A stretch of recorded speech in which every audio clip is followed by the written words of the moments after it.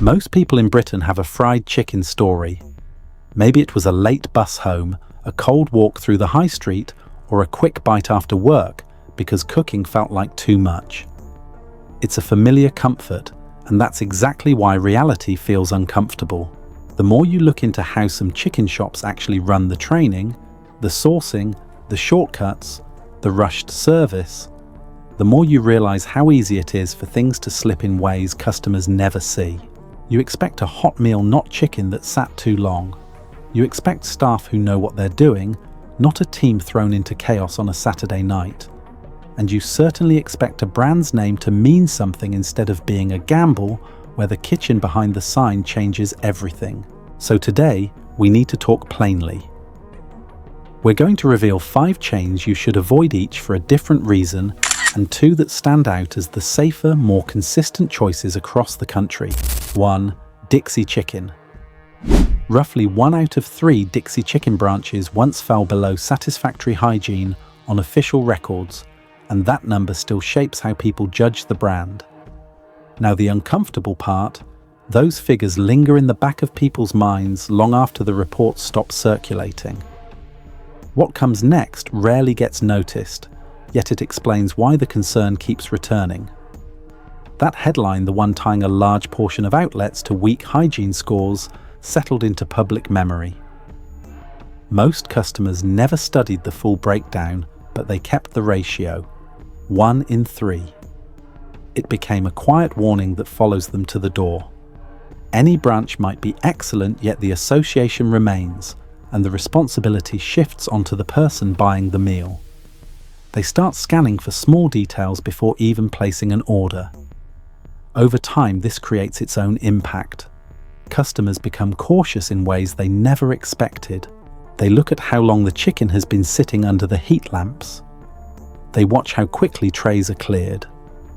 They listen for the clatter inside the kitchen, trying to judge whether the food is being handled with care or simply pushed out of the fryer to keep the line moving.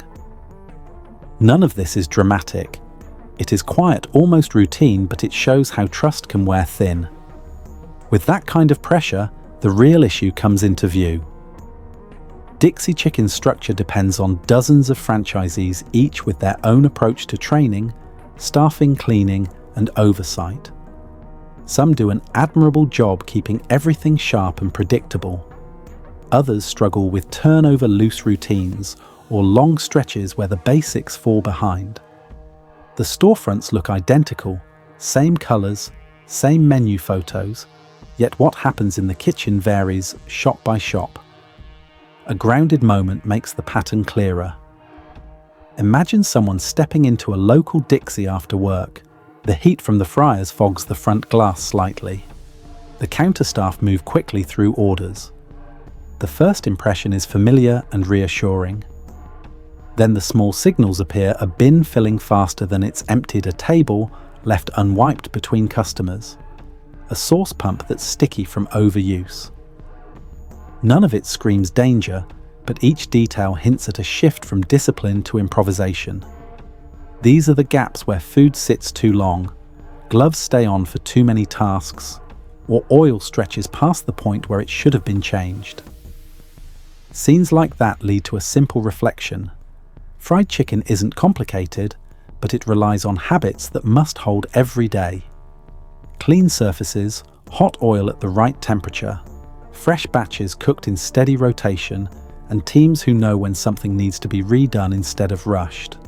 When a brand becomes known for uneven performance, customers stop relying on the sign above the door. They rely on whatever they can observe in the moment: the state of the counter, the smell of the fryer, the rhythm of the staff. Some Dixy branches truly do run tight operations. Many earn 4 or 5 stars on their hygiene ratings and hold them consistently. Those shops show that the model can work well. Even so, the weight of older patterns hasn't vanished. It leaves the average customer doing work they shouldn't have to do, checking ratings on their phone, gauging risk on site, hoping the branch they chose is one of the good ones. A chain this large should make the safe choice obvious. Instead, the responsibility often falls on the person queuing for a simple meal. And that is exactly why Dixy remains one of the most cautiously approached names on British high streets. 2 Chicken Cottage. Ask 10 regulars about this chain and you'll hear 10 completely different stories. One person swears the wings are spot on, another says they'll never go back after a cold meal, and a stare from a fed-up cashier. Those mixed accounts are the first clue that Chicken Cottage isn't one experience. It's several stitched together by a logo that promises far more stability than the shops managed to deliver. And a harder truth sits underneath. The range of opinions isn't noise, it's the symptom. Spend enough time around these branches and the same issue keeps surfacing. Everything depends on who is working that shift, who trained them, and how tightly the manager runs the basics. Some teams move like they've been doing this for years, steady, focused, organised. Others look thrown together, juggling orders, grabbing boxes, rushing prep, because the queue grows faster than the fryer can keep up. By contrast, the menu pictures stay perfectly consistent, which means the customer never knows which version they're walking into until the moment the food reaches their hand. Once that uncertainty sets in, the impact becomes obvious. People adjust their expectations in real time. They look at the counter staff with quiet calculation, tired, distracted, or sharp and ready. They glance at the trays under the heat lamp. They listen to the tone of the conversations behind the till, clipped, rushed, or calm. And the whole time a question sits quietly in the background. Will this be the good kind of Chicken Cottage, or the other kind? It turns a simple takeaway into a small gamble placed over and over by customers who just hope the odds lean in their favour that day. Here's where the picture splits again. Older BBC investigations once caught specific outlets mishandling chicken, leaving it sitting too long, or storing it carelessly. Those reports didn't fade. They settled into the brand's reputation in a way the franchise never really shook off. More recent reviews keep the pattern alive, praise in one postcode, disappointment in another, and the occasional account of service so casual it borders on dismissive. When the same name carries such different realities, customers naturally lose faith in what the sign promises. During all this, I wanted to see whether the contrast was exaggerated. So I ordered the chicken myself. The counter looked tidy, the menu board bright, the pace manageable. For a moment it felt like this might be one of the better branches. Then the food arrived. The coating was crisp enough, but the first bite told a different story. Heat fading halfway through the center, only warm instead of hot. The texture slightly uneven, as if the piece had been held just long enough to lose freshness, but not long enough to be thrown out. It wasn't dramatic. It was simply the kind of small slip that lines up perfectly with the complaints people keep repeating. Only now it's sat on my own plate. After that comes the part most customers quietly accept. Chicken Cottage does have branches that get it right. Good seasoning, friendly service, hot food made to order. Those places prove the chain can deliver a solid meal.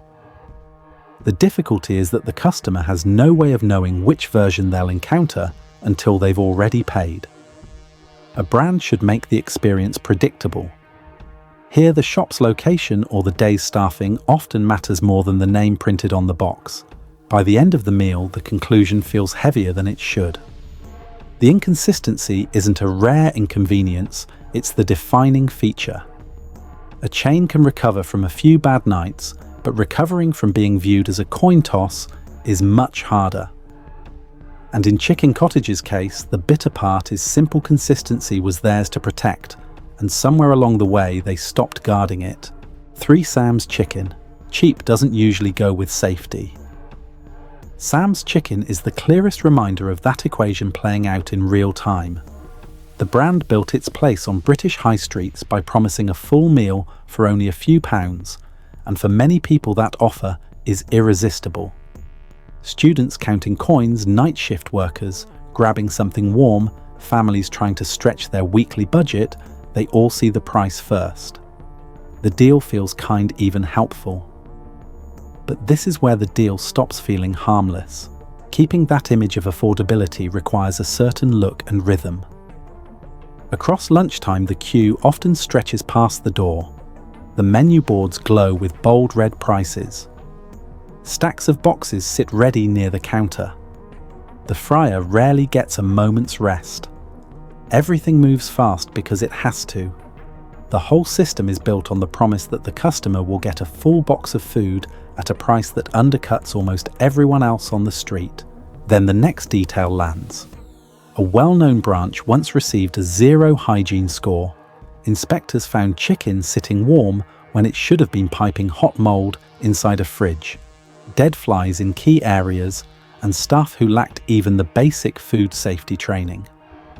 One branch does not define an entire chain, but it does reveal what the lowest point looks like when the pressure runs high and the guardrails loosen.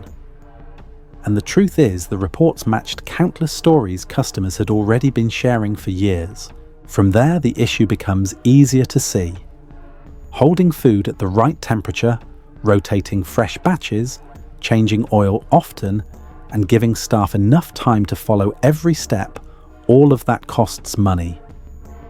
When a business sells boxes at rock-bottom prices, the margin to support those basics becomes thin.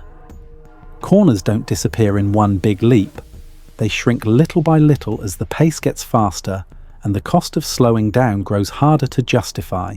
Meanwhile, the routine behind the counter often tells you everything you need to know. Staff bounce between the fryer, the prep station, and the till, trying to keep orders moving before the next wave arrives. High turnover means newer workers learn on the job rather than through proper training. A manager might want every tray checked, every batch timed, every piece sorted, but when the rush hits and the shop is understaffed, the theory collapses into whatever keeps the queue from freezing. Across the counter, you can see the small compromises forming in real time. As the pace builds, the systemic slip becomes clearer. It's not always greed. Sometimes it's survival.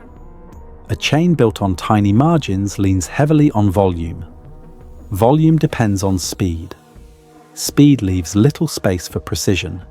Fryers hold oil longer than they should because stopping to change it slows everything down. Batches get stretched for a few extra minutes because a fresh batch means a short delay. Training sessions get postponed because the shop needs every pair of hands it can get. None of these decisions appear dangerous on their own, but stack them together over weeks, then months, and the quality dips become predictable rather than surprising. Further inside the routine, the impact lands on the plate. One piece tastes fine, the next tastes tired. Some boxes feel fresh, others seem like they've been sitting just a little too long. Customers often assume it's chance. It rarely is.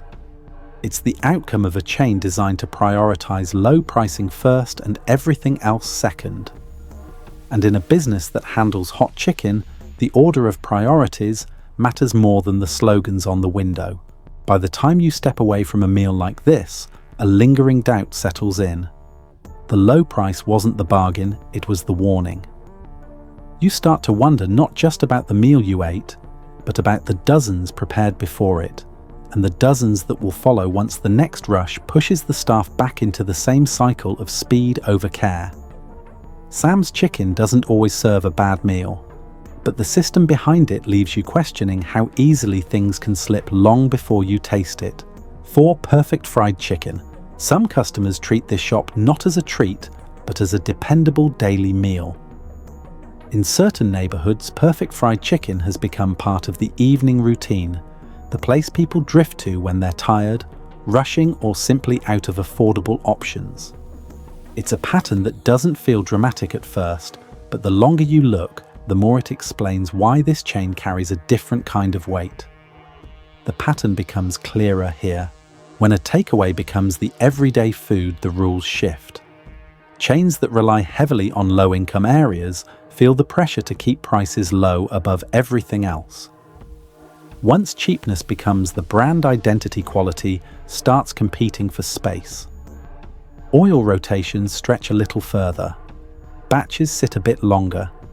Training becomes thinner because shops need whoever is available to fill the shift. None of these choices are loud enough to alarm a newcomer, but they leave marks on the food that regulars quietly accept. Across Britain, reporting on the booming chicken shop landscape captures this shift with a blunt detail. In some postcodes, people eat this stuff once or twice a day, not as an indulgence, but as the most predictable meal in their budget. For a chain like Perfect Fried Chicken, that means serving constant waves of familiar faces. The business adjusts to meet that flow, and that's where the compromises start stacking. And now the bigger story starts showing.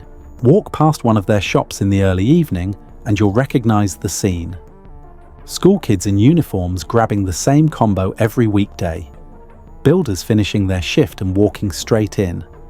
Parents picking up boxes to bridge the gap to payday. Posters in the window highlight value before they highlight flavor. Deals aren't written like treats. They read like necessity. The food moves fast, not because it's special, but because people rely on it in a way that keeps the fryer running long past what most kitchens would consider ideal. During those hours, the routine inside the shop becomes predictable. Baskets are dropped in rapid cycles. Pieces are held under the warmer just long enough to survive the rush. Staff repeat the same motions with the urgency of people who don't have a moment to pause. The pace itself becomes the biggest obstacle to consistency. If a batch sits a little too long, it still goes out. If the oil is due for replacement, but the queue is growing, the replacement waits. These aren't individual failures, they're the rhythm of a system built on speed. At the same time, the impact on the plate is subtle but constant. Some meals taste freshly cooked, others taste worn out. One order might arrive with crisp coating, another with the slight heaviness of chicken that's been reheated by the warmer rather than the fryer. Children who eat it regularly don't notice the variation. Adults who depend on it let the differences slide. It becomes part of daily life, a quiet normalization of fried food that was never meant to serve as a daily staple. Across that street, you can see why this happens. In areas with limited fresh food access, a box of fried chicken isn't a luxury, it's what people can afford at the end of a long day. The shop fills a gap, and in doing so becomes less a restaurant and more a safety net. But safety nets made of fast food are pulled tight by compromises. Freshness becomes secondary. Nutrition barely registers. The longer the system runs, the more it shapes habits rather than responding to them. By the end of the week, the picture settles into something more sobering. Perfect Fried Chicken isn't simply selling meals, it's absorbing the strain of communities that don't have many choices to begin with. The result is a chain where quality bends under the weight of necessity. And in that bend, you can see the real concern. The shop stops looking like a place for a quick treat and starts looking like evidence of how narrow the options really are for the people who walk through its door every night. 5 Chicken Valley. Chicken Valley. The name promises a whole valley of flavor, yet the chain today feels far from the confidence it had in its early years. Back then, the shops carried a sharper sense of care, hotter batches, crisper coating, a feeling that someone was actually watching the fryer instead of just getting through the shift. Today, the experience feels slimmer, as if the brand has stretched itself wider than its own philosophy could follow. And that's where the shortcut becomes obvious. In the early 2000s and early 2010s, Chicken Valley stood out among budget chicken shops. People remember the portions being fresher, the pieces less uniform, the seasoning distinct rather than salty. Small shops often mean tighter routines, but as the chain pushed to expand and hold its low-price identity, the rhythm changed. Reviews began shifting from surprisingly good to depends on the day, then slowly toward tastes pre-processed. The past meets the present, not through memory, but through the way today's boxes feel like a cheaper echo of what used to be served. Later that evening, the biggest clue sits in the supply chain. Maintaining low prices while adding more branches creates a simple equation: something has to give. Many shops respond by relying on cheaper bulk chicken, often bought pre-marinated or pre-coated from discount suppliers. Cartons arrive sealed, and uniform turning, cooking into heating, heating into refrying. Once the rush starts, pieces move from cold storage to the fryer with little pause. That's when the difference becomes hard to ignore. Across the prep area, bags are cut open in quick motions. Some pieces drop in still stiff from being semi-thawed. Staff don't do this out of carelessness, they do it because the queue stretches past the door and the business model depends on speed. When the margins are thin, hesitation becomes expensive. And when hesitation becomes expensive, steps get shorter. Oil is kept longer, rotations loosen. Seasoning becomes the same across every box because the supplier handles it upstream. Under that routine, the food begins to taste like the supply chain, not the shop. The coating leans heavily salty instead of balanced. The texture turns oddly firm or slightly mushy depending on how long the chicken sat before hitting the oil. Pieces arrive suspiciously similar in shape, a sign they were processed in bulk long before reaching the shop. Customers pick up on these things even if they don't have the language for it. They just describe it as tastes manufactured or tastes tired. And those descriptions tell the real story. From the prep station, the old identity feels distant. The early days relied on fresh batches made frequently because the flow was smaller and more controlled. Now the chain sits in the middle ground, not large enough to sustain premium supply, not small enough to keep everything tight. A business in that position faces a familiar industry fork: scale up and risk diluting the food, or stay small and struggle to survive on razor-thin profit. Chicken Valley seems caught in that squeeze, and the food reflects the tension more than any marketing ever could. Once the rush quietens, the gap between past and present becomes easier to see. The boxes once carried the feel of a neighborhood favorite. Now they feel produced predictable and slightly distant from the promise written on the sign. Nothing catastrophic, nothing dramatic, just a steady slide into shortcuts that leave the flavor thinner than it should be.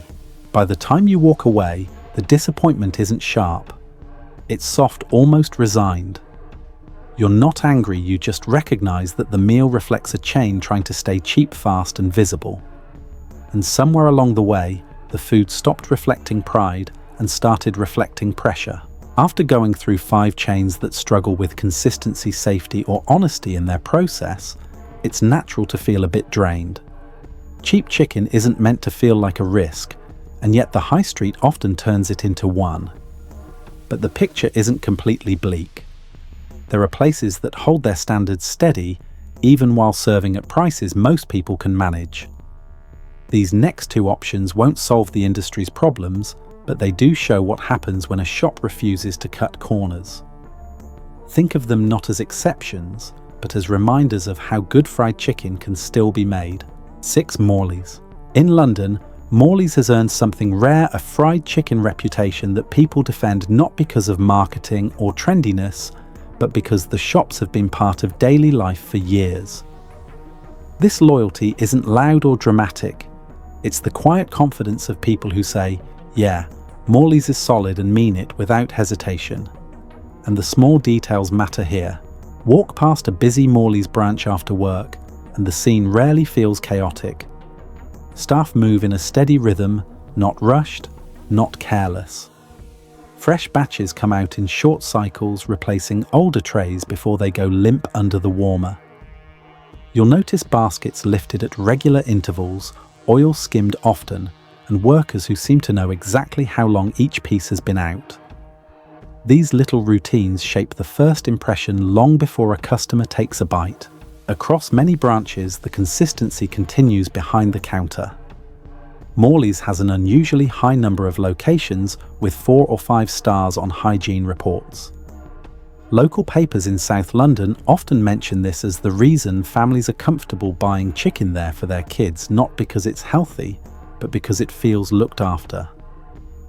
Then you notice the pattern that keeps people coming back. Under that routine, the food benefits from discipline rather than luck. The coating doesn't taste oversalted the way many budget shops do. The chicken stays hot all the way through, not warm on the outside and fading in the center. The texture holds its crunch without feeling oily. Even the chips, which often get ignored in cheaper shops, come out better than expected because they're cooked in fresher oil and rotated rather than forgotten. It isn't gourmet food, but it's consistent. And in this industry, consistency is its own kind of luxury. In quieter moments, you can see one of Morley's biggest strength staff who stay long enough to know the system. Many neighborhood branches have team members who've worked there for years. That stability matters.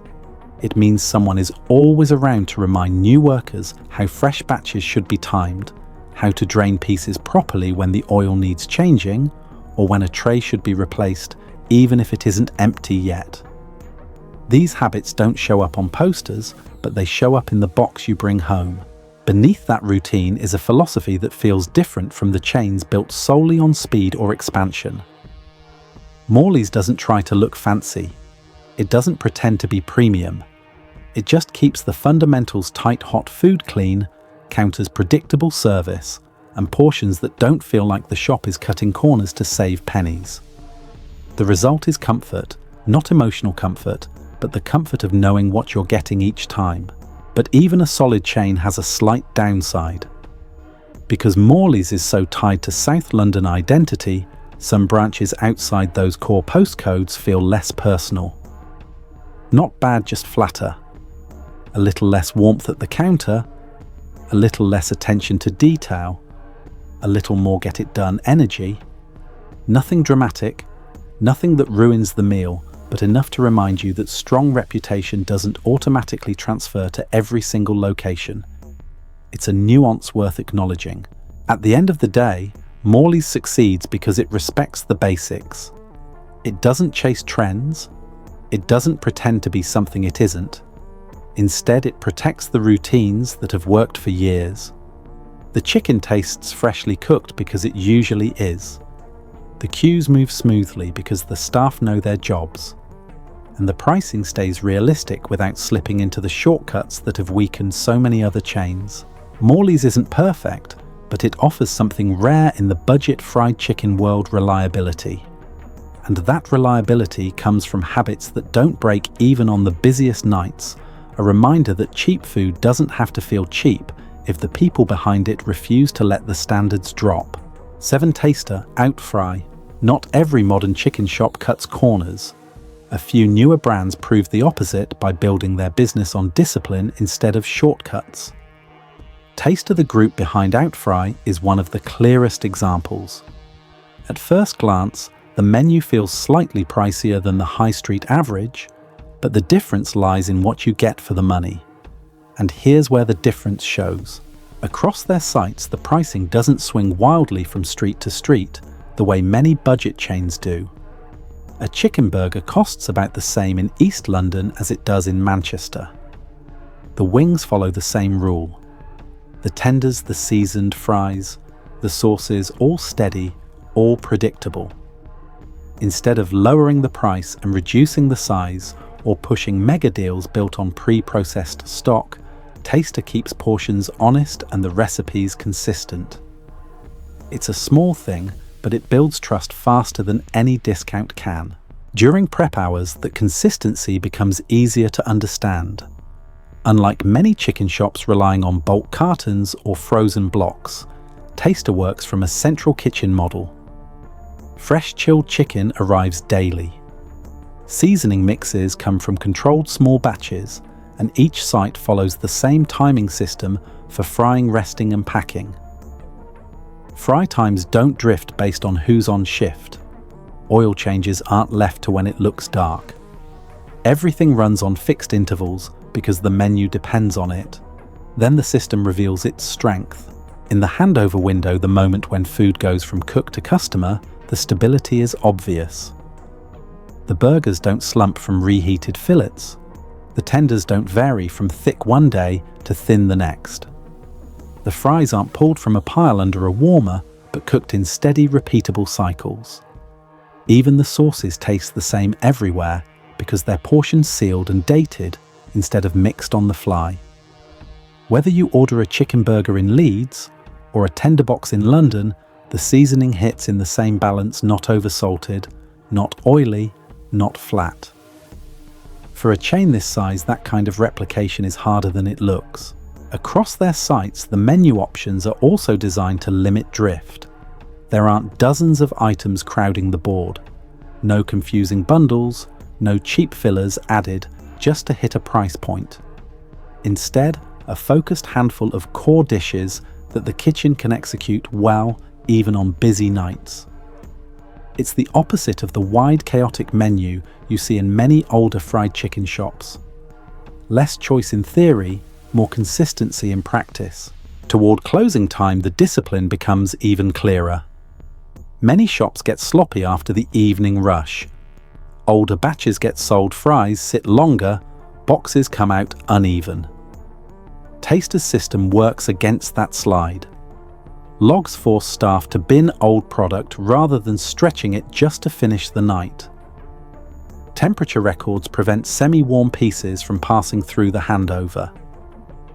Managers check holding times rather than relying on guesswork. The result isn't perfection, but it's far more dependable than the high street norm. Of course there's a downside. You pay a bit more. A meal here might cost £1 or £2 above the typical neighbourhood chicken shop. Portions can also feel smaller, especially to customers used to oversized pre-processed fillets. And because the menu avoids bulk shortcuts, there's no massive family bucket option designed to feed a crowd for as cheap as possible. For some people that's a deal breaker, but the trade-off is simple. You pay slightly more and you get exactly what the menu promised, not a lucky day, not a gamble, but a predictable meal. The chicken tastes clean because the oil isn't pushed past its limit. The coating stays crisp because the batches aren't rushed. The sides taste stable because the recipes don't shift between branches. Taster isn't the answer to every problem in the fried chicken world, but it offers something the high street rarely does: consistency across the entire menu. And that consistency isn't an accident, it's the result of a system built to stay steady even when the weekend rush hits hard. After moving through all 7 segments, the picture becomes clearer. The UK fried chicken scene isn't broken, but it is uneven, a mix of shops trying their best, shops trying to get by, and shops that stopped trying altogether. What you've heard today isn't meant to scare you away from a favourite meal. It's meant to sharpen the instincts you already have, noticing when a price is too low to make sense, when a portion looks strangely uniform, or when a shop's standards slip from one visit to the next. The 2 safer options we covered aren't perfect yet. They show that good fried chicken still exists when a business protects its process. And that's the real takeaway here. You don't need to avoid fried chicken, you just need to choose with a bit more intention. Thanks for staying with me through the whole video. Your attention means more than you know. See you in the next one.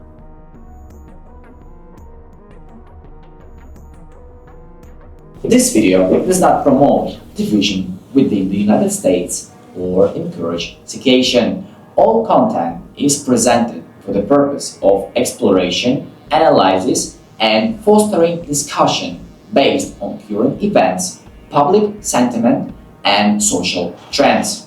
We fully respect the United States Constitution and all federal regulations.